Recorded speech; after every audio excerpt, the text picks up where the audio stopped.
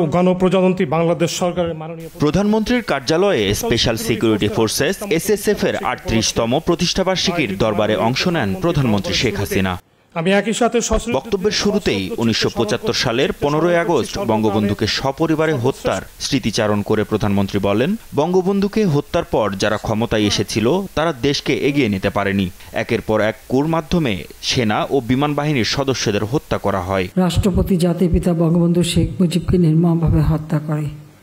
একই সাথে আমার মা বেগম ফজিলাতুন্নেছা মুজিব, আমার ৩ ছোট ভাই, তাদেরকে নির্মমভাবে হত্যা করে। ১৫ই আগস্টের পর যারা ক্ষমতা এসেছিল দেশকে আর তারা এগিয়ে নিয়ে যেতে পারেনি, বরং একের পর এক কু হয়েছে। এই সেনাবাহিনীরই হাজার হাজার অফিসার সৈনিক নির্বিচারে তাদের হত্যা করা হয়েছে। বিমান বাহিনী তো প্রায় খালি হয়ে গিয়েছিল, অফিসার সৈনিকদের হত্যা করা হয়েছিল। যাদের বিরুদ্ধে যুদ্ধ করে দেশ স্বাধীন করা হয়েছে তাদেরকে আবার রাষ্ট্র ক্ষমতায় বসানোই জাতির জন্য সবচেয়ে বড় লজ্জার বলে মন্তব্য করেন বঙ্গবন্ধু কন্যা। বলেন, আওয়ামী লীগ টানা ক্ষমতায় আছে বলেই দেশে উন্নয়ন হচ্ছে। যাদের বিরুদ্ধে যুদ্ধ করে আমরা বিজয় অর্জন করলাম, সে পরাজিত শক্তিকে আবার ক্ষমতায় বসানো হলো, আর যারা বিজয় অর্জন করলো তাদেরকে হত্যা এবং অবহেলা। এটাই হচ্ছে জাতির জন্য সবথেকে দুর্ভাগ্য।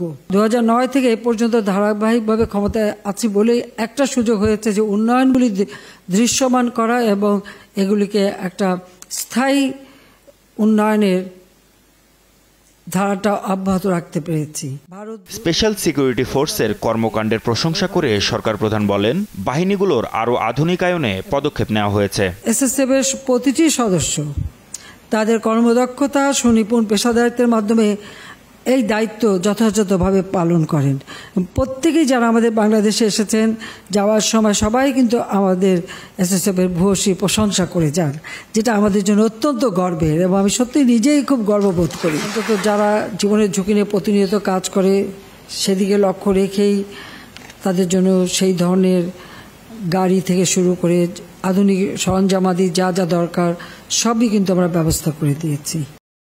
এ সময় এসএসএফকে আরও পেশাদারিত্ব, দৃঢ়তা, সততার সঙ্গে কর্তব্য পালনের আহ্বান জানান প্রধানমন্ত্রী শেখ হাসিনা। মাহমুদ হাসান, দেশ টিভি, ঢাকা। গণপ্রজাতন্ত্রী